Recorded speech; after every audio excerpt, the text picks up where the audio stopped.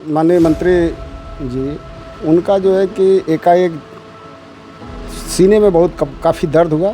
उस दर्द के कारण वो गिर पड़े और गिरने के बाद वो सीधे जो है कि लखनऊ मेदांता में एडमिट हुए हैं। ज़्यादा गंभीर स्थिति होने के कारण वो वाराणसी के कार्यक्रम में उपस्थित नहीं हुए। वो अपने कार्यकर्ताओं के अंदर ऊर्जा भरते हैं कि आप अगर पीला गमछा लगा करके जाओगे तो उस पीले गमछे में माननीय ओम प्रकाश राजभर जी दिखाई पड़ेंगे। अब वो लोग लड़ रहे हैं जागो राजभर जागो वाले, दिन रात माननीय ओम प्रकाश राजभर जी को बोल रहे हैं। वह लोग समाजवादी पार्टी के एजेंट हैं। दिन रात उन लोगों के मन में एक ही बात चलती है कि ओम प्रकाश राजभर जी की कितनी बुराई बतिया दे। अगर वह सुबह और दोपहर और शाम माननीय ओम प्रकाश राजभर जी का अगर नाम न लें तो उन लोगों को दाना सुबह शाम दोपहर मिलने वाला नहीं। ओम प्रकाश राजभर को गाली दे करके, ओम प्रकाश राजभर को अलूल जलूल बोल करके उन लोगों का वही रोजी रोटी है। लोगों आरक्षण में इतनी देर क्यों हो रही है? हम सरकार के सहयोगी दल हैं।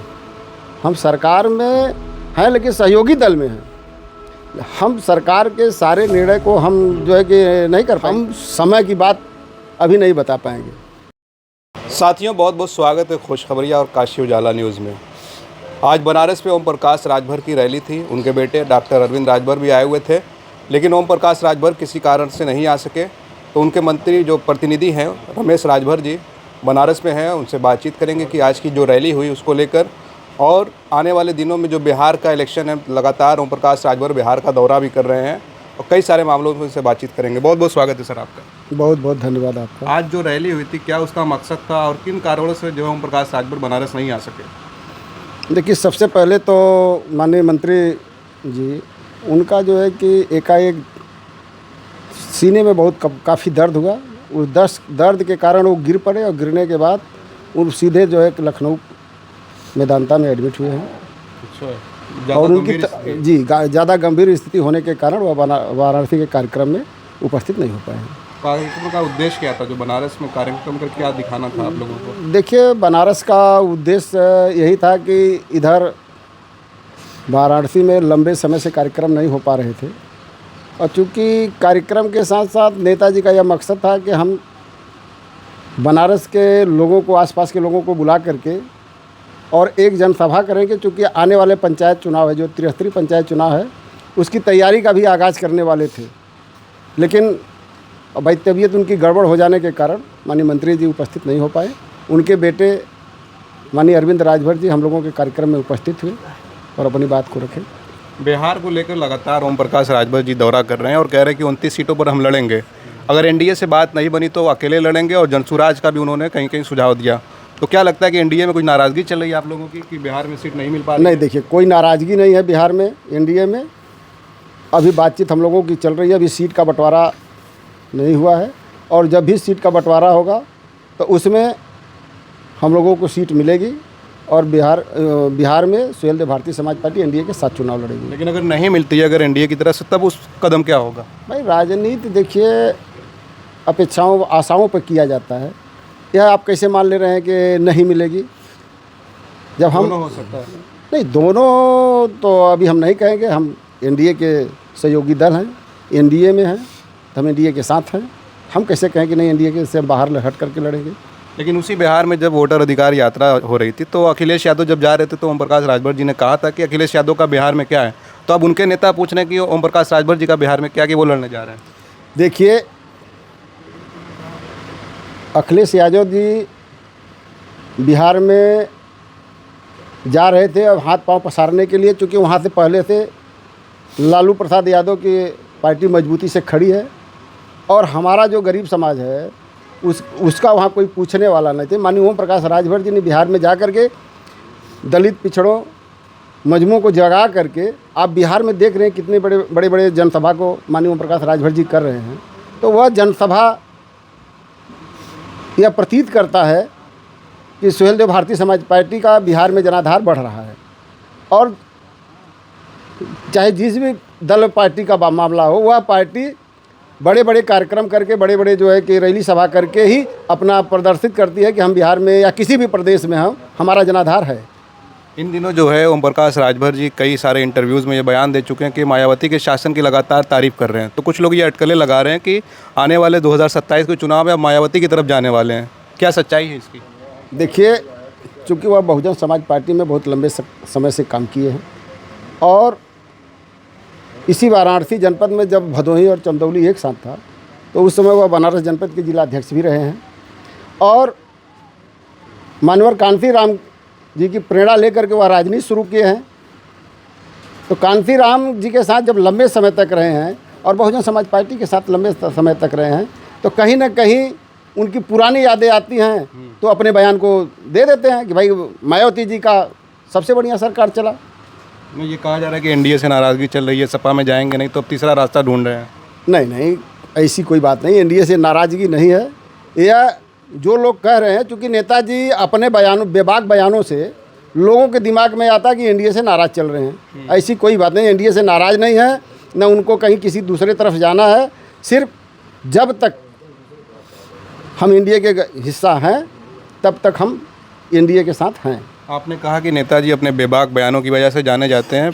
अखिलेश यादव ने उनका एक वीडियो शेयर किया था जो उन्होंने कहा था कि किसी भी थाने में जाइए, दरोगा को दिखाइए, लेकिन आपका जो कार्यकर्ता एक था, अभी गाजीपुर की घटना हुई, उसको लेकर कहा जा रहा है कि कार्यकर्ताओं की आप लोग बात नहीं सुन रहे हैं। कार्यकर्ता जब किसी घटना होती है तो आप लोग पीछे हट जाते हैं। देखिए, पहली बात कि नेताजी चूँकि जो जिस समाज के नेताजी नेतागिरी कर रहे हैं माननीय ओम प्रकाश राजभर जी, वह समाज सदियों से दबा गया, इसलिए वो अपने कार्यकर्ताओं के अंदर ऊर्जा भरते हैं कि आप अगर पीला गमछा लगा करके जाओगे तो उस पीले गमछे में माननीय ओम प्रकाश राजभर जी दिखाई पड़ेंगे, क्योंकि उनका हौसला बढ़े, उनका मनोबल बढ़े और मनोबल बढ़ जाए कि वह थाने पर जा कर के अपनी बात बेबाकी से कह सके। गरीब समाज के लोग घर से निकलते हैं थाने पर जाने के लिए, लेकिन बहुत तेज़ी से, लेकिन जब थाने के पास पहुंचते हैं तो वो गेट के बगले अगले घूमने लगते हैं। तो माननीय नेताजी उन गरीबों को ऐसा ऊर्जा देना चाहते हैं कि वो अपनी बात जाकर के थाने पर थानेदार से अपनी बात मजबूती से कह सकें। जाने के बाद भी जो है आपकी बात सुनी नहीं जा रही कि जो पुलिस आप पर हाथ उठा दे रही है, आप सरकार में है। देखिए, जो गाजीपुर का मामला है उस पे वहाँ के कप्तान का आप देखे होंगे कि चैनल पे खुद आकर के उन्होंने कहा यह गलतफहमी में ऐसा घटना हुआ है, क्योंकि वह लड़का फ़ोटो खिंचाने के चक्कर में आगे बढ़ा और महिला इंस्पेक्टर से जो है कि उसकी धक्का हो गया और धक्का लगने के बाद महिला इंस्पेक्टर भी नहीं समझ पाई और बच्चे के ऊपर हाथ उठा दी। तो यह तो जब कप्तान जो है मान रहे हैं कि नहीं यह गलतफहमी का बात है, तो उसमें कौन सी बात है। आप ही की पार्टी में एक शशि प्रताप सिंह जो थे 17.5 साल ओम प्रकाश राजभर जी के साथ रहे। अब वो अपने बयानों में कहते हैं कि ओम प्रकाश राजभर ने जब पार्टी बनाई थी तो कहा था कि हम चुनाव नहीं लड़ेंगे, आज चुनाव वो लड़ रहे हैं। देखिए, राजनीति में परिस्थितियाँ बनती और बिगड़ती हैं। जिस समय उन्होंने पार्टी बनाया उस समय कहे थे कि हम आजीवन चुनाव नहीं लड़ूंगा, लेकिन सुहेलदेव भारतीय समाज पार्टी के तमाम कार्यकर्ताओं ने एक बैठक किया, उस बैठक में कहे कि माननीय नेताजी अगर आप चुनाव नहीं लड़ेंगे तो फिर पार्टी का कोई मतलब नहीं रह जाएगा। आप देख रहे हैं जिस पार्टी का मुखिया अगर मजबूत नहीं है तो अपने पार्टी के विधायकों को रोकना बड़ा मुश्किल हो जाता है। जैसा कि आपको पता है कि डॉक्टर अयूब जी के साथ 5 विधायक जीते थे, लेकिन अयूब जी अकेले रह गए बेचारे, उनके पास सारे विधायक जो है दूसरे दलों में ज्वाइन हो गए। तो अगर किसी पार्टी राजनीतिक पार्टी को चलाना है तो चलाने के पहले अपने नेता को सदन में रहना है, अपने नेता को जो है, तो पार्टी का मुखिया अगर सदन में नहीं रहेगा तो फिर कैसे जो है कि दल पार्टी बचेगी। तो शशि प्रताप जी इतने दिनों तक उनको समझना चाहिए ये बात। देखिए, शशि प्रताप सिंह अच्छे आदमी हैं, मैं उनकी बुराई नहीं करूंगा। वह भी माननीय ओम प्रकाश राजभर जी को कहते हैं कि ओम प्रकाश राजभर जी शेर दिल वाले नेता हैं। ओम प्रकाश राजभर जी इतना बड़ा दिल किसी का नहीं है जितना बड़ा हिम्मती वो हैं, क्योंकि शशि प्रताप सिंह जी लंबे समय से माननीय ओम प्रकाश राजभर जी के साथ रहे हैं। तो बीच में बातों में कुछ बेमतुआ बढ़ा दूरियाँ, उसके बाद शशि प्रताप सिंह जी कुछ बोले, लेकिन उनका दिल चाहे वो जहाँ रहे, चाहे अपनी पार्टी में रहें, अखिलेश जी के साथ रहें, लेकिन असली उनका दिल सुहेलदेव भारतीय समाज पार्टी माननीय ओम प्रकाश राजभर जी ही उनके नेता हैं, अभी भी हैं। एक आखिरी सवाल मैं आपसे लूँगा कि आपके ही समाज के कुछ लोग हैं जो कह रहे हैं कि हम SC/ST की लड़ाई लड़ रहे हैं, ओम प्रकाश राजभर जी हैं, अनिल राजभर जी सरकार में, लेकिन वो लड़ाई वो लोग नहीं लड़ रहे हैं, सिर्फ समाज को धोखे में रखे हुए हैं, कह रहे हैं कि फाइल दिल्ली जा चुकी है, लखनऊ जा चुकी है। इसको लेकर क्या सच्चाई है? देखिए, वह लोग समाजवादी पार्टी के एजेंट हैं अच्छा। और दिन रात उन लोगों के मन में एक ही बात चलती है कि ओम प्रकाश राजभर जी की कितनी बुराई बतिया दे, कितनी जो है उनको कह दें। उसके अलावा अगर वह सुबह और दोपहर और शाम मानिए ओम प्रकाश राजभर जी का अगर नाम न लें तो उन लोगों को दाना सुबह शाम दोपहर मिलने वाला नहीं है। ओम प्रकाश राजभर को गाली दे करके, ओम प्रकाश राजभर को अलूल जलूल बोल करके उन लोगों का वही रोजी रोटी है। उसी रोजी रोटी से उन लोगों का आरक्षण में इतनी देर क्यों हो रही है? एसटी आरक्षण में ये लोग कोर्ट में गए हैं। कोर्ट का मामला है, सरकार का मामला है। हम सरकार के सहयोगी दल हैं, हम सरकार में हैं लेकिन सहयोगी दल में हैं। हम सरकार के सारे निर्णय को हम जो है कि नहीं कर पाएंगे, क्योंकि यह मामला जब दिल्ली से होगा या लखनऊ या उत्तर प्रदेश से नहीं होने वाला है। यह मामला जब दिल्ली से होने वाला है तो दिल्ली की सरकार जब चाहेगी तब ना होगा। सरकार में तो आप लोग हैं ही, अपनी बात सरकार में हम हैं। मैं आपसे एक ही बात कहा कि मैं सरकार में सहयोगी दल हूँ, सरकार में सहयोगी दल, और मैं अपनी बात अगर मनवा लूँ सब तो फिर सुहेलदेव भारतीय समाज पार्टी की इतना बड़ा जनसभा, इतना बड़ा कार्यक्रम क्यों करते हैं? हम लोग प्रयासरत हैं कि उत्तर प्रदेश में सुहेलदेव भारतीय समाज पार्टी की सरकार बने और जितने पिछड़े गए लोग हैं, जो भी उनका अधूरा कार्य है उसको पूरा करें। नहीं, अगर आम लोगों को, जो आपके समर्थक हैं, जो राजभर समाज के लोग, उनको समझाना हो आम भाषा में, वो कोर्ट और सरकार को नहीं समझ पा रहे हैं, समय कितना लग सकता है एसटी आरक्षण को लेकर? देखिए इसके नहीं, हम समय की बात अभी नहीं बता पाएंगे। कुछ तो होगा समय सीमा। अब वो लोग लड़ रहे हैं, जागो राजभर जागो वाले, दिन रात माननीय ओम प्रकाश राजभर जी को बोल रहे हैं। अब वो जो कोर्ट में जो मुकदमा देख रहा है उसको पता चलेगा ना कि हम कब तक ले करा लेंगे। नहीं, आपने कहा दिल्ली से भी सरकार फाइल अटकी हुई है। हाँ, तो फाइल तो देखिए बराबर प्रदेश में फाइल कोर्ट मांगता है।